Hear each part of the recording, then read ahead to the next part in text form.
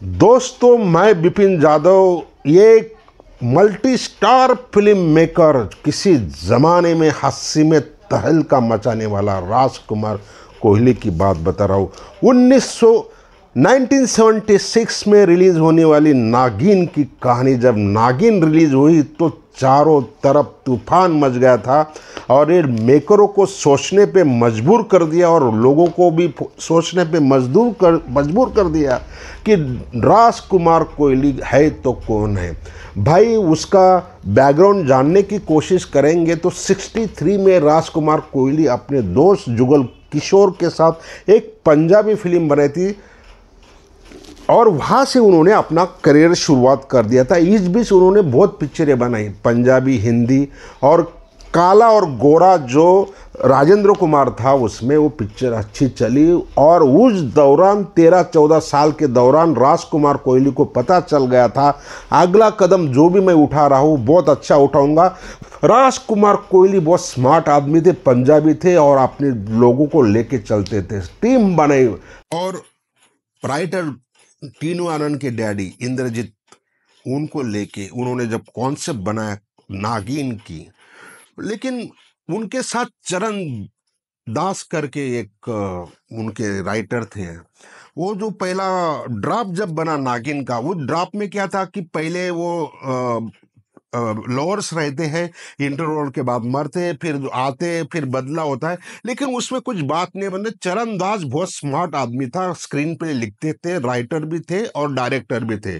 और गुमनाम बनाई थी मनोज कुमार जी के साथ। वो बहुत स्मार्ट आदमी थे, ग्राउंड लेवल के आदमी थे। और चरणदास वो राजकुमार कोहली के साथ हमेशा रहते थे, उनको मालूम था। खाका उन्होंने फिट किया कि, और उनके साथ वर्मा मलिक जी, वर्मा मलिक फिल्म के गाने लिखने वाले, मैंने ऐसा लिरिक्स नहीं देखा भाई। वर्मा मलिक को कोई नहीं जानता है, वो सब गाने उसने लिखे। लो प्रोफाइल आदमी था और राजकुमार कोहली भी उसी अंदाज में अपनी टीम को लेके चलता था। जब चारों लोगों ने बैठे, इंद्रजीत वगैरह सब लोग, तो बात ये हुई कि नहीं यार, ये नागिन का 5-6 मिनट का पार्ट पहले बनाते हैं और 7 दोस्तों को लेते हैं, वो पिकनिक पे जाते हैं और पिकनिक में वो देखते हैं रात के टाइम पे और मार देते हैं गोली। नागिन के इस आंखों में 7 लोग आ जाते हैं, वो किसी तरह बचते नहीं। अभी करना क्या है, खाका तो फिट हो गए, राजकुमार कोहली अंदर ही अंदर बहुत अच्छे महसूस कर रहे थे। अभी लेते म्यूजिक को लेके बात। उस जमाने में म्यूजिक का चलता था, बोला बाल था लक्ष्मीकांत प्यारेलाल, और लक्ष्मीकांत प्यारेलाल के पास जाना मतलब ये था, लक्ष्मीकांत प्यारेलाल और आनंद बख्शी की टीम होती थी। राजकुमार कोहली ने पहले ही बोल दिया था, भाई मेरे साथ तो वर्मा मलिक रहेंगे। और लक्ष्मीकांत प्यारेलाल सहयोग से वर्मा मलिक को बहुत खूब जानते थे, पंजाबी और हिंदी फिल्म में वो काम कर चुके थे। मौके की तलाश में वर्मा मलिक ने कोई मौका नहीं छोड़ा। ये के गाना जो उन्होंने लिखा, आदमी की तबीयत खुश हो जाएगी। जब भी वो आज गाने चलते हैं तो लोग सोचते हैं कि आनंद बख्शी ने लिखा है। जब गाने का जब खाका बिठाया तो 7 दोस्तों किसको लिया जाए, और वही चरणदास की आइडिया थी। कोहली साहब को बताया कि मल्टी स्टार लो सर, फिरोज खान को लिया, विनोद मेहरा को लिया, सुनील दत्त को लिया, विक्रम को लिया, रेखा को लिया, रीना रॉय को लिया और अन्य सदस्य रंजीत वगैरह सपोर्टिंग कास्ट में। अभी क्या होता है, फिरोज खान को लेना मतलब उसको एक गाना, सुनील दत्त को लेना मतलब एक गाना, मेरा को लेना मतलब एक गाना, और उन्होंने ताना बाना और जितेंद्र रीना राय को लेना उनका एक गाना। और वर्मा मलिक ने अपने हिसाब से 7 दोस्तों की कहानी ऐसी फीड की कि सभी को गाने भी मिले, सभी को रोमांटिक सीन भी मिले।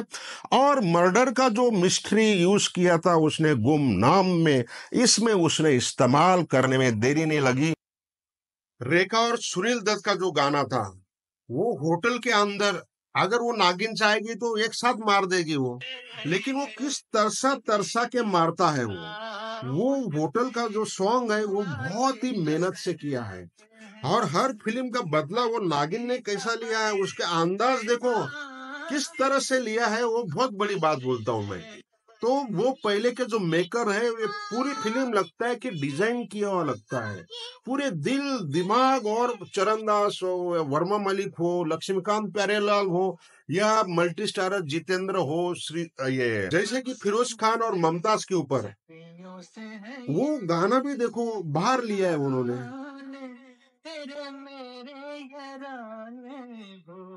किस अंदाज में वो चले गए और किसी को मौका भी नहीं दिया। उस जमाने में फिरोज खान किसी की बात नहीं सुनता था, तो वो अलग अलग तरीके से उन्होंने किया। जो नागिन की कहानी और वो जो डिजाइन किया हुआ है ना, पूरा यूनिटी लगती है, और तभी ये कहानी बनी हुई है। और विनोद मेहरा का जो गाना है वो अलग अंदाज में है, वो उसी पार्टी सॉन्ग में हुआ। तो हर हीरो का मर्डर गाने के साथ कैसा कैसा किया जाए। जब नागिन बनी और नागिन बन के जब सक्सेस हो गई, तो लोगों में ये तूफान मच गया। आखिर राजकुमार कोहली ने ऐसी कौन सी गुठली पिलाई लोगों को, या ऐसी कौन सी जादू की झड़ी लाई जो इतना तूफान मचा के गए। और उसके बाद जब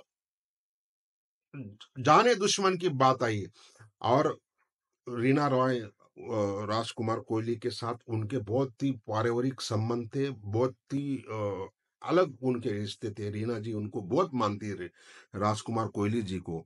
तो कोहली जी को बोला कि सर मेरे लिए भी एक फिल्म डायरेक्शन करो, आज कोई डायरेक्टर नहीं करता। एक साथ मुकाबला की शूटिंग हुई, एक साथ जाने दुश्मन की शूटिंग हुई, और दोनों पिक्चर एक साथ बनते बनते जाने दुश्मन। और जाने दुश्मन में अपनी टीम सेम रखी, जबकि रीना रॉय ने अपनी टीम अलग रखी थी। वहां उनका जो राइटर था फैज सलीम, हमेशा उनके लिए काम करता था। फैज सलीम ने मुकाबला लिखी, सिन्हा और सुनील दत्त थे। तो वो दोनों पिक्चर बनते बनते कैसे बनी। अभी जाने दुश्मन का जो सॉन्ग था, और बाकी इतना, और जाने दुश्मन में भी बहुत मल्टी स्टार, विनोद मेहरा, संजू कुमार, जितेंद्र, शत्रुघ्न सिन्हा, रीना रॉय, ऐसा कोई व्यक्ति नहीं था जाने दुश्मन में जो नहीं हो।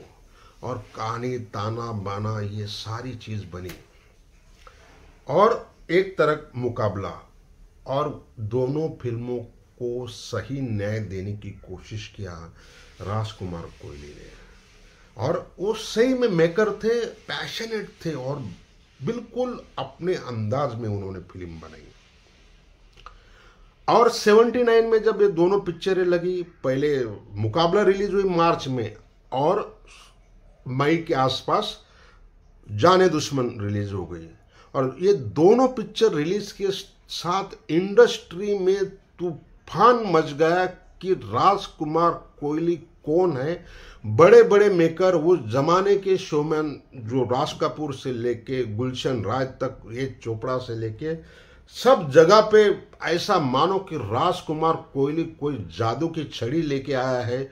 हर फिल्म हिट हो रही है, मानो शत्रुघ्न सिन्हा हो या सुनील दत्त हो, कोई भी हो, ना प्राइज ना कुछ, कोई कंडीशन नहीं, शूटिंग करो, डिस्ट्रीब्यूटर एग्जीब्यूटर राजकुमार कोहली का सिर्फ नाम हो तो कोई भी वो पिक्चर को ले लेता था, किसी की जरूरत नहीं पड़ती थी।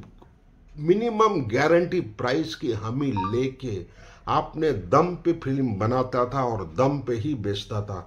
ये तीनों फिल्मों ने ऐसा तहलका मचा दिया कि मानो कि राजकुमार कोहली जबरदस्त छा गए, और सबके दिमाग में यही था कि क्या आदमी है, जो भी आता है वो सारी पिक्चरें एक से बढ़कर। और वो जमाने में जो तीनों पिक्चर चली, तो ट्रैक रिकॉर्ड को देखते हुए फिर दोबारा चौथी फिल्म का जब बदले की आग, नाम ही देखो बदले की आग में धर्मेंद्र था, सारी चीजें वो आगे की कहानी में अगले पड़ाव में बताऊंगा। तब तक के लिए मुझे इजाजत दो, ताकि छोटा वीडियो बनाने की कोशिश कर रहा हूं। और राजकुमार कोहली जी के बारे में जरा टाइम लगेगा बोलने में, और तब तक आप इंतजार कीजिए। फिर बदले की आग से लेके 1 बाय 1 करते करते सारी चीज मैं बताऊंगा। तब तक इजाजत दीजिए।